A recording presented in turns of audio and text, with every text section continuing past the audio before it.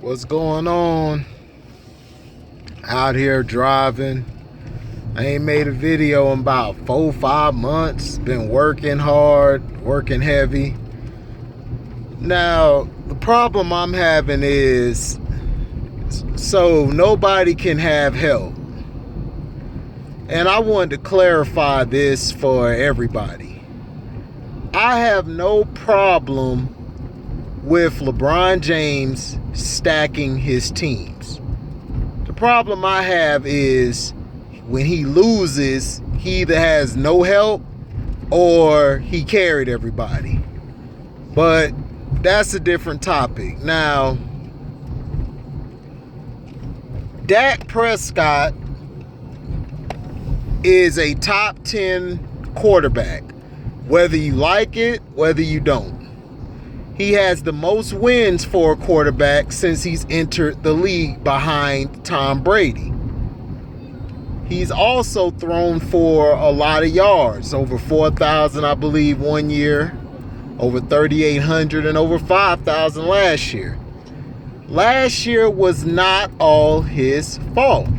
The majority was Jason Garrett was calling 1960 plays. Zeke wasn't all there. Defensively, they couldn't stop the run, which was their biggest problem in the playoffs last year. I mean, the playoffs the year before last. They couldn't stop the run when they actually went against a team who knew how to run the ball, like the Rams. Now, the problem that I'm having is everyone that's like a quarterback can't have no help, which I don't understand. Dak Prescott is not the first and won't be the last quarterback who has help. Let's look at your best quarterbacks. Pat Mahomes, if he did not have Tyreek Hill, Pat Mahomes would be an okay quarterback. He still would have the arm to throw the ball here and there, but Tyreek Hill puts him over the top. But I don't hear anybody saying, oh, well, Pat Mahomes got Tyreek Hill. All I hear is Pat Mahomes is great. Deshaun Watson, we're going to see this year without D. Hopkins, which was the dumbest move in history. We're going to see how he does without D. Hopkins. But Deshaun Watson, nobody brings up the greatness of D. Hopkins helping him. Nobody brought up even with Brady this year. Everybody want to say Brady needed help, but all I've heard is Brady makes everybody better.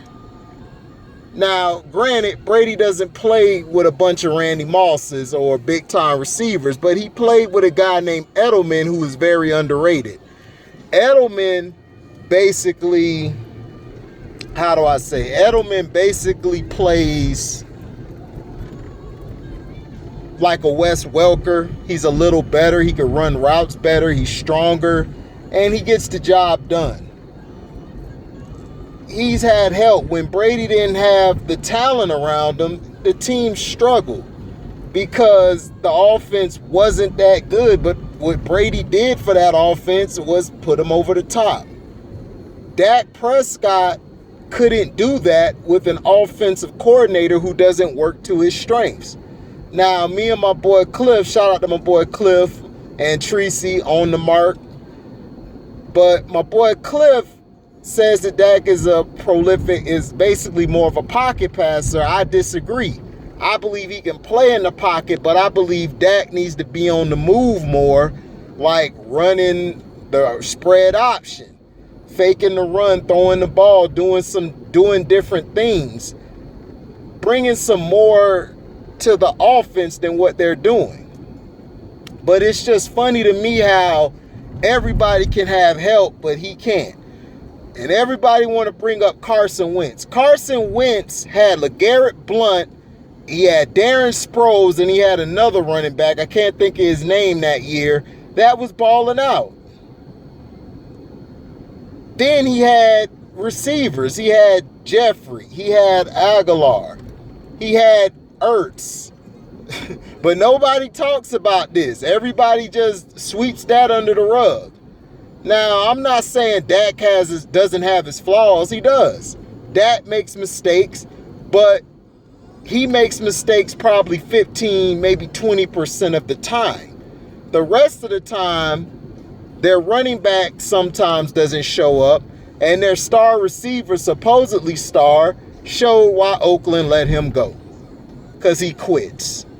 Now, we're going to see what he does this year, but I think this is his last year. I think he's gone because of the disrespect that Dallas has shown him, especially the fan base, especially Jerry, not giving him the correct pricing.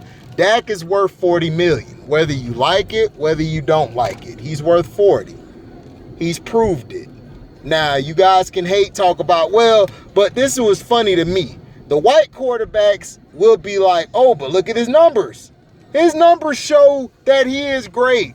But when it comes to black quarterbacks, he needs too much help. He needs too much help. Now, Troy Aikman, here's a story for you guys. Troy Aikman does not deserve to be in the Hall of Fame. He's not a Hall of Fame quarterback. He was a good quarterback, but he wasn't the greatest.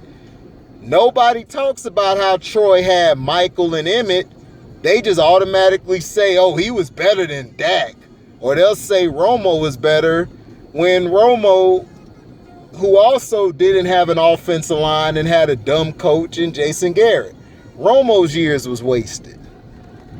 Now, all I'm saying is pay the man his money and stop with the hate. No one man carries a team. Carrying a team is if you barely make the playoffs or you finish the season very poor. If you barely make the playoffs or you finish the season poorly, that's carrying a team. Dak carried those guys a lot last year and the year before. He don't get the credit because some plays where he's throwing it, he either overthrows or he doesn't hit the receiver. But this is what's funny to me. His receivers have had the most drops the past 3 years, or probably one of the top receiving cores with the most drops. So we don't blame them, but we'll blame Dak. Just saying. Got to think about this.